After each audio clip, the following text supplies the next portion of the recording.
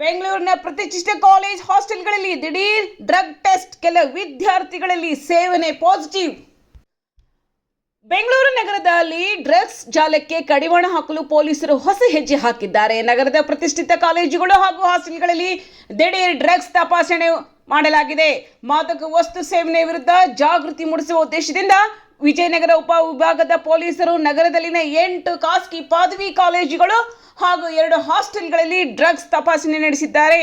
ಸುಮಾರು 1,000ಕ್ಕೂ ಹೆಚ್ಚು ವಿದ್ಯಾರ್ಥಿಗಳಿಂದ ಸ್ಯಾಂಪಲ್ಗಳನ್ನು ಸಂಗ್ರಹಿಸಿ ಪರೀಕ್ಷೆ ಮಾಡಲಾಯಿತು.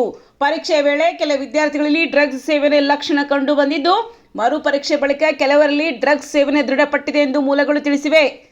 ಡ್ರಗ್ಸ್ ಮಾರಾಟ ಜಾಲವು ಶೈಕ್ಷಣಿಕ ವಲಯಕ್ಕೂ ಹರಡುತ್ತಿರುವ ಆತಂಕದ ಹಿನ್ನೆಲೆಯಲ್ಲಿ ಪೊಲೀಸರು ಈ ಕ್ರಮ ಕೈಗೊಂಡಿದ್ದಾರೆ. ಇತ್ತೀಚೆಗೆ ಬಂಧಿತರಾದ ಡ್ರಗ್ಸ್ ಪೆಡ್ಲರ್ಗಳ ವಿಚಾರಣೆ ವೇಳೆ ವಿದ್ಯಾರ್ಥಿಗಳೇ ಪ್ರಮುಖ ಗ್ರಾಹಕರಾಗಿರುವ ಸಂಗತಿ ಬೆಳಕಿಗೆ ಬಂದಿತ್ತು. ಡ್ರಗ್ಸ್ ಸೇವನೆ ಮಾಡಿದ ವಿದ್ಯಾರ್ಥಿಗಳನ್ನು ವ್ಯಸನ ಮುಕ್ತಗೊಳಿಸಲು ಸನ್ ಮಿತ್ರ ಕಾರ್ಯಕ್ರಮದಡಿ ಪೋಷಕರಿಗೆ ನೆರವು ನೀಡಲಾಗುವುದು ಎಂದು ಪೊಲೀಸರು ತಿಳಿಸಿದ್ದಾರೆ.